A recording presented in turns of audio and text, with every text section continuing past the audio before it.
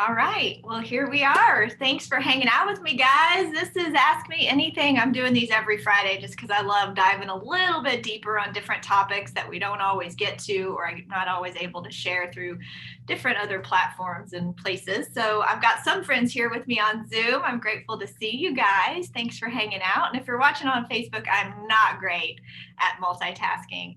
Gary said it's okay for me to be really bad at it, so I'm not going to do it. So if there are super important questions, maybe you guys that are here with me can tell me. Otherwise, I'm going to focus on kind of you that are here with me on Zoom. You guys are always welcome. The link is always the same.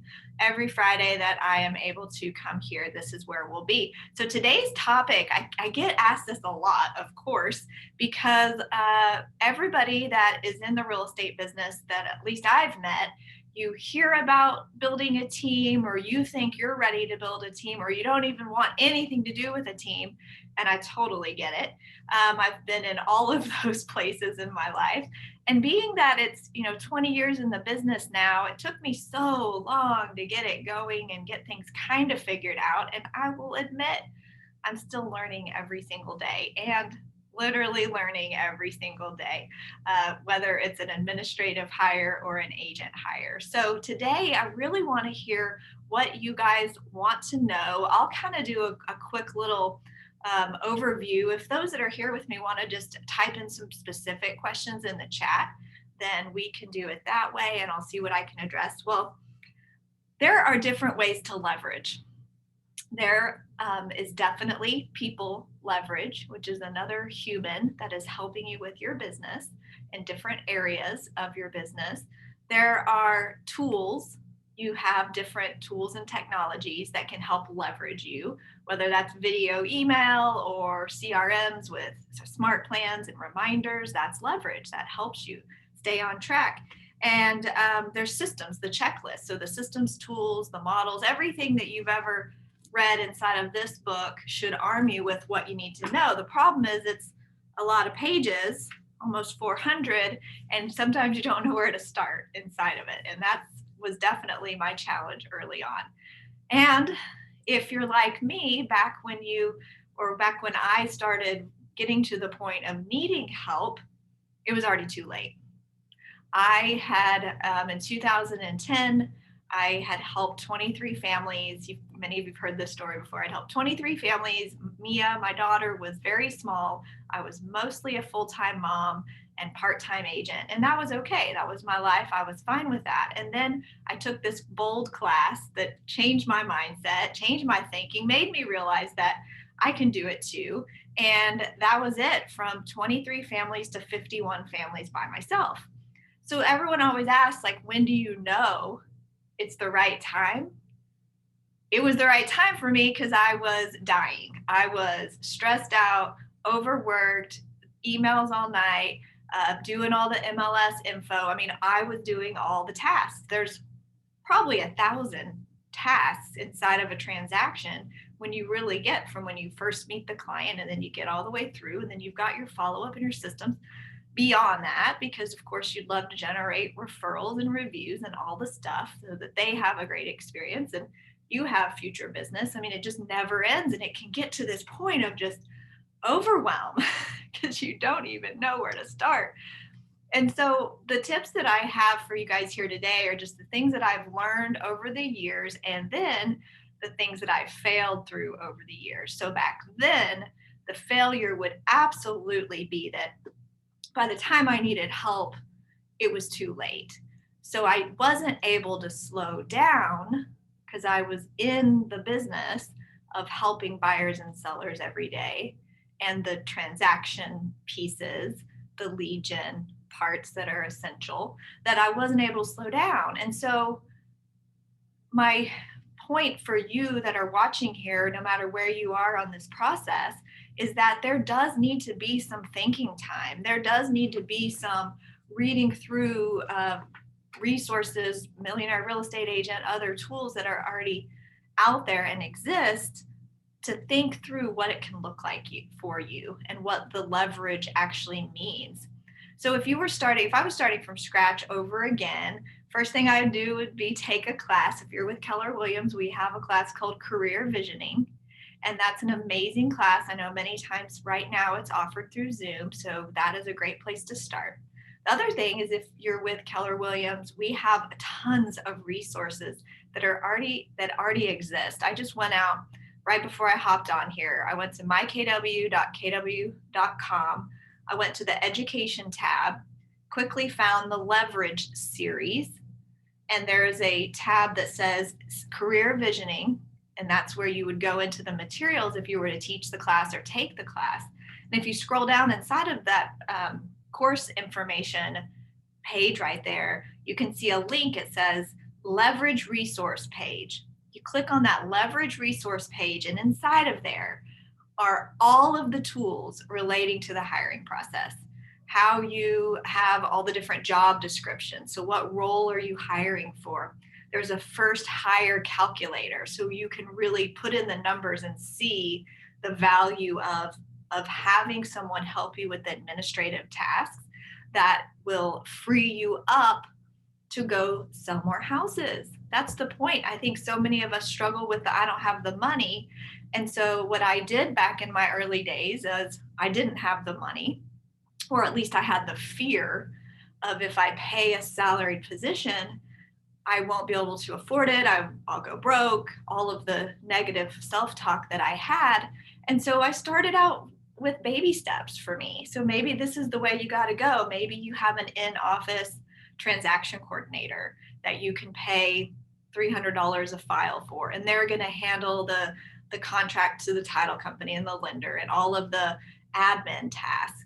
The only challenge for me later on with that role was that I wanted to give another level of customer service. So that's where you may feel that you need to bring this position in office to make sure that they're focused on delivering the mission for your team and your culture and the service that you really choose to deliver to your clients. So there's tons of resources out there that already exist. You don't have to reinvent the wheel on any of that stuff. There's also now, this didn't exist back when I started, virtual assistants.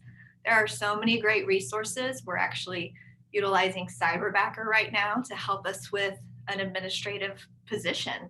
Because if you really look at the 80% of a real estate agent are all mostly online computer tasks, data entry, following up inside of your CRMs, et cetera. So we're going to go that route. I'll keep you guys posted on how that works out. But getting really clear as the lead agent or the owner of your team, you got to know your 20%. And so what I had a coach help me with back when I was in these earlier days was, Jennie, every time that you are working in a day, have a notepad right beside you. And on the left side, you write things I should not be doing. So you guys know your job description as a real estate agent. Number one, lead generate, lead follow up, go on appointments, negotiate contracts, and practice your skills and role play. The rest of the stuff can be leveraged. Now, it takes time to get there because you think you're really good at making a flyer. I know you are good at it. You're great at that Facebook post.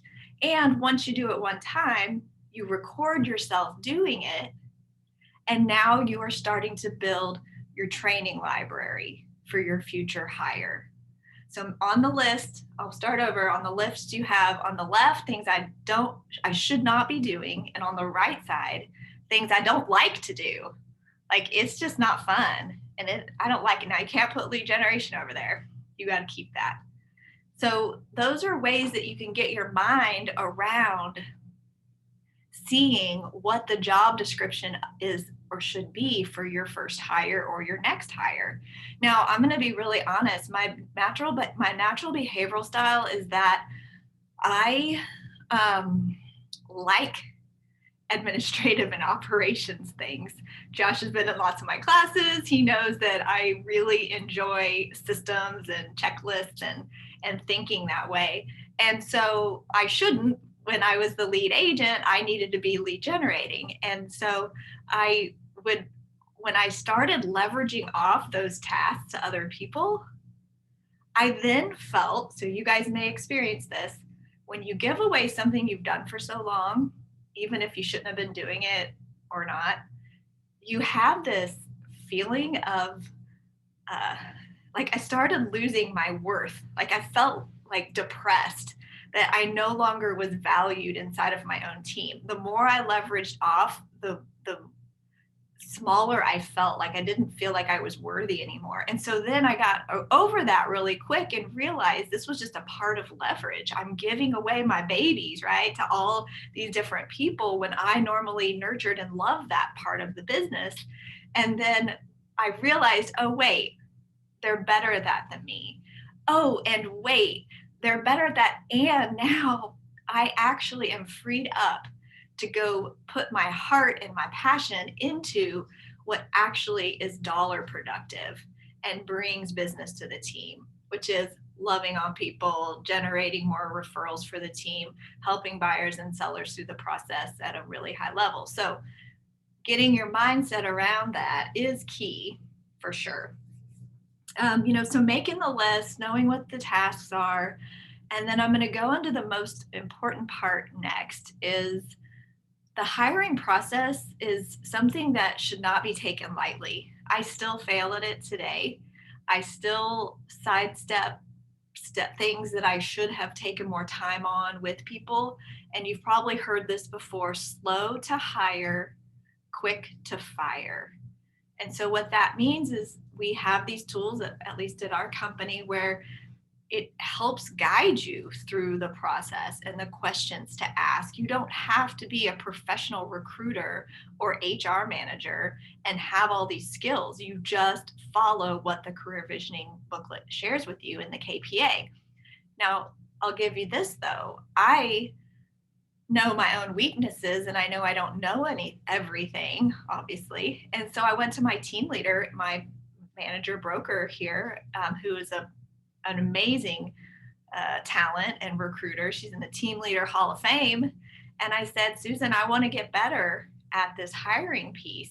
And this was before COVID. I said, can you block some time where I can sit with you and you can role play for me what the needs analysis sounds like? And so I recorded her, I took notes, and she walked me through how she's recruited thousands of agents over the years by just asking them great questions. Now that's on the front end, right? That's before she would then even walk people through the KPA. And so if you haven't delivered or performed a KPA on someone, the verification, have your team leader or somebody that's experienced do it with you. I mean, there is nothing wrong with having somebody hop on Zoom with you who's a professional at that, or they're with you to make sure to ask additional questions if needed. You got to also leverage yourself when it comes to making sure you're doing the right thing. So following the models, asking the right questions that are already there. You don't have to make up any more additional ones. Just go with what's already there. And then creating and having a great 30, 60, 90. This is in the next phase after you've invited them to join the team with stipulations. They must nail these certain tasks and requirements and standards during their 30-day period. Then they have additional ones during their 60-day period, and then finally their 90-day period. And I'll tell you that these tasks inside of each 30-day period should not just be a copy and paste from the job description. It should be, in order for you to be successful in this role, the most important activities that you should nail. The most important activities. So it might only be 5 to 10 things. But if they're not nailing those 5 to 10 things, how are they going to show up on day 300, on day 270, whatever the day is in the future?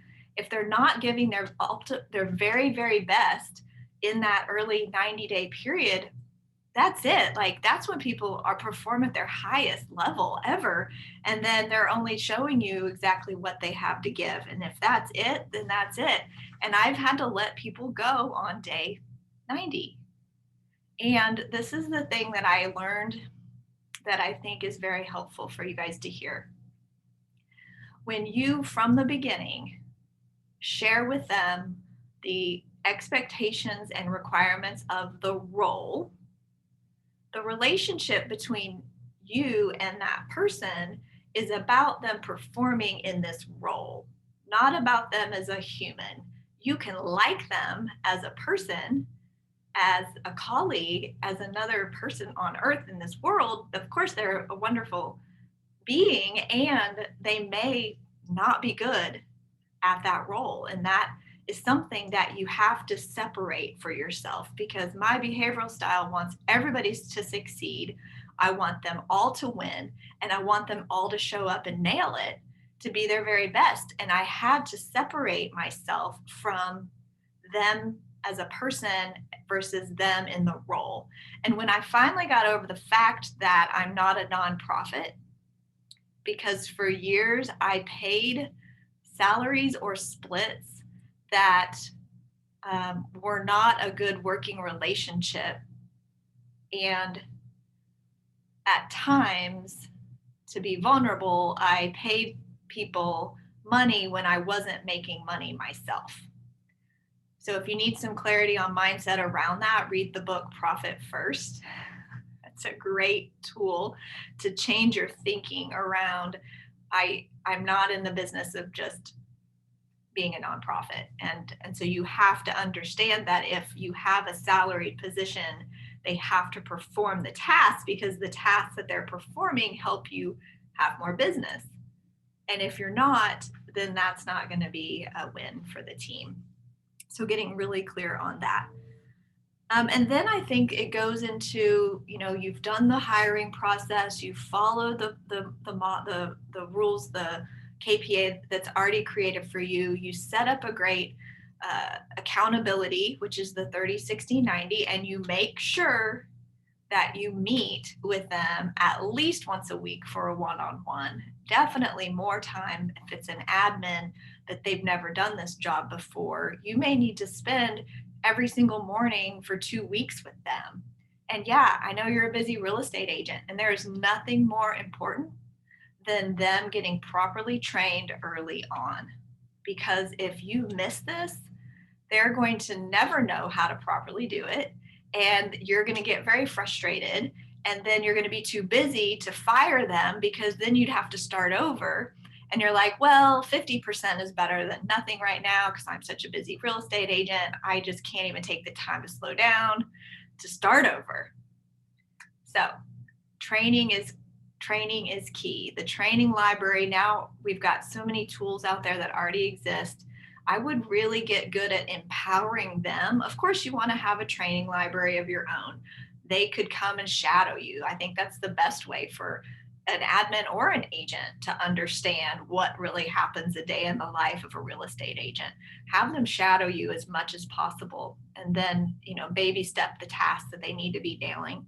I think that most agents, oh, bless us, we are so busy that we go, oh, thank God, here, do this. And we just throw it at them.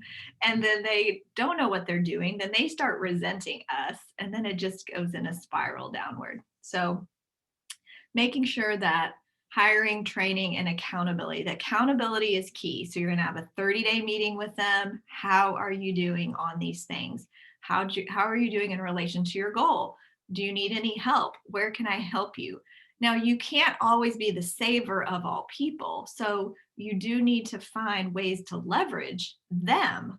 Okay, there's KW Connect. There's already tons of great videos out there on how to do things. There's, coaching programs that exist even through our company with how to be a real estate agent assistant, all those kinds of things. So leverage what you can, even plug them into your local office, your MLS, any trainings that are going on, especially if they're new to this language of real estate. It is hard to hop into this business as fast paced as it is and not understand our language. We see it happening all the time. The other great thing about holding people to the 90-day training or the 90-day accountability pieces of the standards and the rules is that a lot of times they self-discover that they're not right for the team. So it really is just a way for them to go, when you say on day 90, how are you doing on this task, on this task, on this task? And they go, yeah, still not nailing that.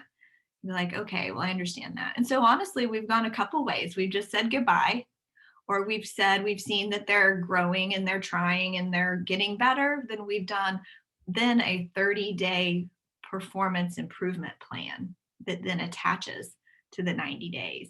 So it says, and now, and this is also a tool inside of career visioning in the success through others section. It's just a one pager, and it says that they aren't doing great on these things, and that by this date, you're going to review it again, or you can let them go. It's really painful. It's so hard to let people go. And really, if they're not succeeding in their role, they're not happy either. And so you dragging them along is actually hurting them in the long run than saving your ego. Because one time I had a coach tell me, because I didn't want to deal with a team member who had a bad attitude. I don't know if you guys ever seen Eeyore from Winnie the Pooh. She was an Eeyore. She was always moping and complaining. And that wasn't good for the team culture. And I was too busy to deal with it. And my coach said to me, Jennie, when you allow her to stay on the team with, infecting the culture like that, how are you showing up as a leader for the other team members who are performing at a great level, who are doing their job and not complaining and living up to the culture? And that's all it took. I let her go by that afternoon. So sometimes we just need that outside perspective reminding us that that this is a real gig, and it's not, again, we're not here for making people feel good. We're here for helping them achieve their goals for their families and for their lives. And they can do that somewhere else if it's just not a fit inside of our world. So then lastly, the accountability needs to continue. So beyond day 90, are you meeting as a team? Are they participating and showing up? Are they, you have weekly one-on-ones with each team member where you really get to connect with them. And something I like to do is really focus on not just their professional goals at this point, but even their personal goals. Because I found that if I always just talk about professional goals and numbers, it's just, they've already updated their 411. We know what numbers look like. We know where we are with things. But if I talk about their personal, their family goals, vacations, are they dreaming? Are they seeing the benefit of being on the team and they're growing? That's what I want to focus on. Because when they're not happy at home, they're not going to be happy with us. And we have to be a whole person for our people. So that's our job, is to teach and train them. So I just talked a lot and threw a lot of stuff on you guys. Any questions for you guys that are here with me in person? I do, Jennie, and Hi. I will go live, so you're not talking to your pretty picture to my picture. Yeah. Hi. Okay. I'm at the point of wanting to hire a virtual assistant. I know there are 3 or 4 companies out there. I've talked to them a few times. I'm not sure where to start with them. Giving them access to the MLS, giving them access to my whole life is sort of scary to me. So yeah. How do I do it? Well, that's the mindset piece, right? Like right. If you're at the point where you've talked to people, you need help. Right. Yeah. So, maybe it's just a baby step piece of it. Do you want them just to maybe start with proving themselves, and you'll start feeling the leverage and the power that you get, the time you get back? Maybe they just help with listings, or maybe they just help with data entry, or maybe, if your fear is around sharing. It's the old thing. I can do it faster than I can tell you how to do it. Right. And another challenge I'm running into is we have a TC within our office. We have a TC company within our market center. So I don't need that role. And I'm having a challenge finding a virtual assistant for the limited amount of time. Okay, interesting. So it's like I need to build up to what I need and, keep making this list like you've got Mm. until I get enough things on that list. It's okay. They can do it.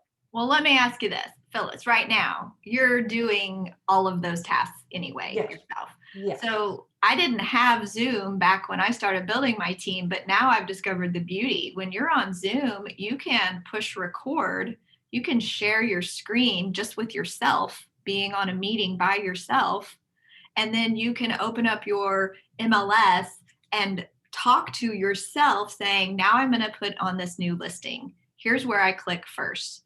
And then I add the pictures. And now I add the details and the data. And then I upload the pictures by doing this or that. I said pictures already, but you get the idea. So you can go ahead now and build out your training library. That's what I was meaning by you're doing the task right now anyway. Right. So I might as well record myself doing it so that instead of writing it down, I've got a Yeah. library of videos of what I need to do. And then the beauty then is that you have a new person and you share those videos and then you say, so watch this video on how I update and upload a listing. And then I'd like for you to document the procedure and the policy. So now they're going to help you build the policy procedure manual. Okay. For later. You don't have to be the typer of the details. Go here, click this, log in here. Does that make sense? Yeah, absolutely. I think it's a great idea. Then you're going to have a library because you're doing it anyway. Right. Okay. And then you'll know, okay, well, that just took me 30 minutes to do that. And I do that every day. And then another tool, if you haven't checked out Upwork, have you called Upwork? UPWORK.com. It's a virtual assistant type gig. They have really high, it's in the United States, and you put in what you're willing to pay and the task that you want done and how much time per week. I paid a girl $10 an hour for 10 hours a week. I mean, it was like $100 a week. And so you'd be amazed at the number of freelancers that are out there that just want to knock out a couple tasks every now and then and nail it. So try that one too. Thank you, ma'am. You bet. Anyone else?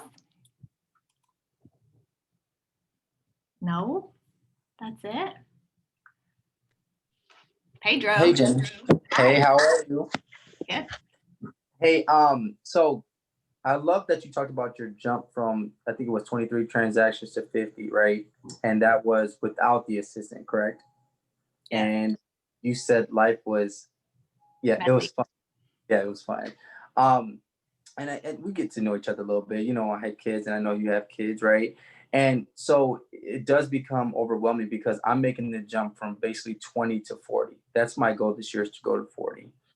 And so do I go to 40 this year and then next year say, hey, make that transition knowing that I could hit the 40, or saying, hey, Pedro, you're on pace right now. You don't need any help. Do I wait until I jump off the cliff, or do I wait until I see the cliff coming? Knowing what I know now, I would start, because it sounds like you know that you do want leverage in the future, and That's correct. you do love your family. That So in order to have both of those, you should start laying the foundation now by at least taking the classes, familiarizing yourself with where you're going, having a future organizational chart to say, okay, here would be my first hire, because then it's in your mind and then you're going to be looking for that person. So what we call that is a missing person report. So if you know your first hire needs to be an executive assistant, a transaction coordinator person to help with the data entry, admin stuff, running the office kind of thing, then out in the world, you're going to be talking to people and saying, this is who I'm looking for. If you ever hear of anybody that's great at that, because our best hires have always come from our database or friends of friends or relationships, just like your business, right? So start building out what they're going to look like, what your world looks like, and I think growing yourself in that leadership. Another thing I didn't mention is leadership is hard. And I didn't get into real estate to be a leader or run a team or a business owner. And I learned quickly that I needed to up my game when it came to leadership. I was really poor. I'm still working on it every day. Communication and holding people accountable is not comfortable for most of us. And I had to read like John Maxwell books on how to grow in leadership and how to have conversations, because the typical real estate agent, no offense, but most of our behavioral styles have some D, that driver inside of us.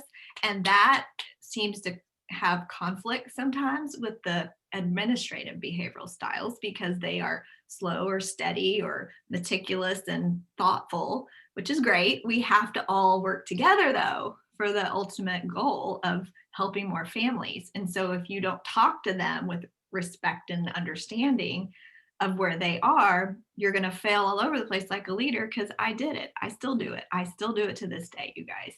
I'm still learning and growing. So Well, thank I you. hope that helps. Hope that helps. Thank you. All right, Josh, are you all good? I see you nodding over there. Yeah, actually, Phyllis asked the question that I was going to ask, so that was very helpful. Yeah, well, I know you've kind of started the process. I mean, you have some help right now on your Yeah. team, right? Yeah, we have a part-time kind of, it's weird though, 'cause that's where I've been struggling, I think, if I did have to ask a question. How the 30, 60, 90, I had a lot of input from different people in my community to kind of put that together, but what do you do if you're kind of maybe through the process and you realize that maybe you don't have the right 30, 60, 90 Yeah. in place? You know that what I have today in 30, 60, 90 is not the same that it used to be, because you go, oh, wait, that doesn't really matter, but this really does matter. And I've even done it mid process with team members, and this is when you do the timeout. I'm human and I messed up. Something I've discovered that's really important for this role is this. So let's just make sure that we're working toward that before day 90. Okay. You might have to do the apology script that I've done a lot. Yeah, I don't think things are going well with my person, but that's what we both kind of, I think you said, we kind of both realized. We're like, okay, she was nailing so much of it, but then it was like, maybe I missed some things. It's like, but I really need her to also be able to take this on, and I want that to be part of that expectation. How do I come to her and be like, okay, I gotta put this on you too, to know that this is gonna work. The earlier in a relationship with a team member that you show them that you're human and you err and you apologize and you're coming from a place of, for all of us to be better, they're going to be okay with it. And if they're not, then they're probably not meant to be on my team, at least. Sure. Yeah. Or maybe you find that they're a different role. Like that's part of what we're kind of realizing too, is maybe the original role we had envisioned maybe isn't exactly where she fits yet. There is a spot for her. You're never going to know. And that's the book, Making Sure Good to Great. I believe Jim Collins is making sure everybody's in the right seat of the bus. And sometimes you don't get to really discover their true talents or skills until they're in your world. And if they're still great, but not a fit, I have an example, Jennifer on my team, she started in a transaction coordinator role and she has worked her butt off. She stayed active and participating, and she now is in an agent role. And she's happier than she's ever been. Yeah. So you just don't know. So awesome. That's helpful. Well, of course, if you guys think of anything else or have any additional questions, I think that leverage is a beautiful thing. I know that it's scary, and I don't want to encourage anyone to take it on if it's not really the right time for you, if it's not in your future plans. But if you're working more than you're spending time with your family or generating more people to help, if you're working on the systems and the data entry and those kind of things after hours or early in the morning, because that's what ended up happening to me, was I was doing it late at night when I should be asleep. That's not good.